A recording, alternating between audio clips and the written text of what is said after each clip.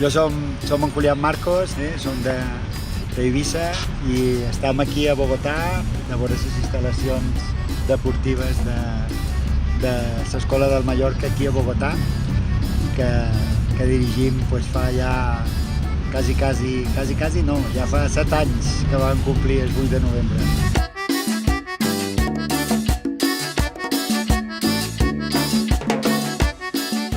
Estem aquí treballant en l'educació i formació de nens en etapa d'iniciació, des de 6 anys fins als 14, i disfrutant de futbol, disfrutant de Colòmbia i enyorant les illes. Amb el fet de jo venir cap a Sud-amèrica, cap a Bogotà, doncs ens van portar el projecte deportiu, van fer un sondeig de com treballaven aquí les escoles de futbol, les acadèmies. Vàrem iniciar i a poc van anar creixent, cosa no fàcil, sí molt divertida, hem disfrutat molt durant tot el procés i seguim fent-ho. Aquesta és la nostra sede de Futbol 11, aquí on entrena la categoria infantil, sí, i les categories també d'iniciació, pre-benjamí, benjamí ara dins. Després tenim una altra sede que és la de Futbol 7, que allí només treballen en categoria d'iniciació.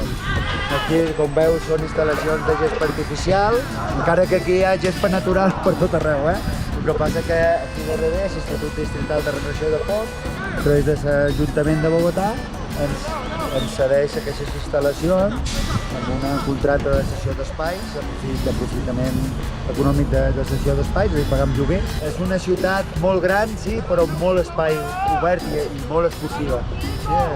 És a dir, perquè tots els simpatitzants de Casa Balear Online venguin a poder disfrutar aquí a Bogotà i a Colòmbia de la meravella del país.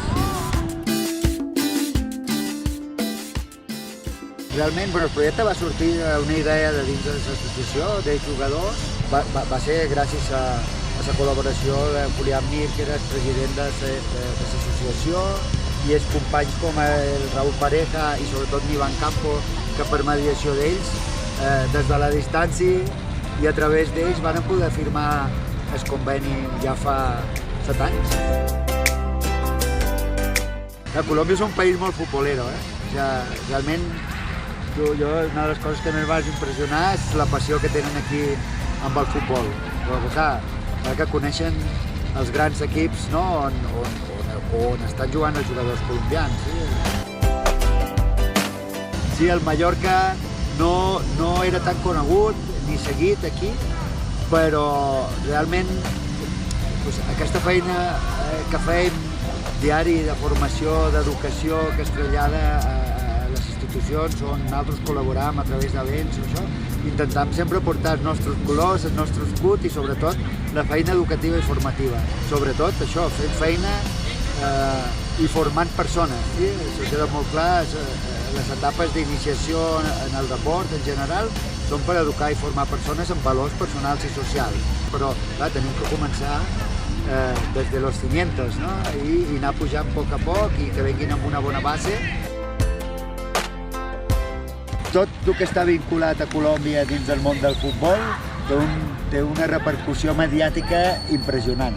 Entonces, clar, per exemple, amb el Mallorca, l'any que estava el Cucho, l'anterior any a primera, es parlava del Mallorca per aquesta vinculació que hi havia amb el Cucho. Realment, Sud-amèrica o Colòmbia és un mercat brutal, sí, pels equips que tenen jugadors a la seva plantilla.